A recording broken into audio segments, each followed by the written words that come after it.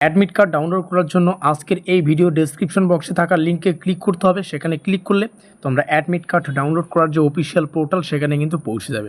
এখানে তোমাদের রেজিস্ট্রেশন নম্বরটা ফিল আপ করে এখানে যে ক্যাপচার কোডটা রয়েছে সেই ক্যাপচার কোডটা ফিল আপ করে এখানে যে শো বাটনটা রয়েছে এখানে যদি আমরা ক্লিক করি তাহলে কিন্তু আমাদের অ্যাডমিট কার্ড আমাদের সামনে ওপেন হয়ে আসবে।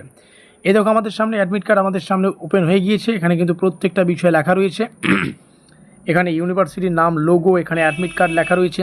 এখানে তোমরা রেজিস্ট্রেশন নম্বর, রোল নম্বর প্রত্যেকটা বিষয় দেখে নিতে পারো।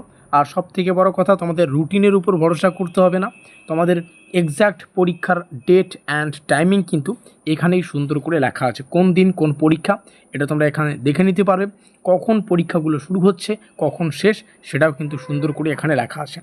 তো এই হচ্ছে আমাদের ছোট্ট ইনফরমেটিভ ভিডিওটি ভালো লাগলে অবশ্যই লাইক করে দিও, বন্ধুদের কাছে শেয়ার করে দিও। অ্যাডমিট কার্ড কীভাবে ডাউনলোড করতে হবে যাতে করে প্রত্যেকটা পুরো প্রসেসটা সবাই জানতে পারে।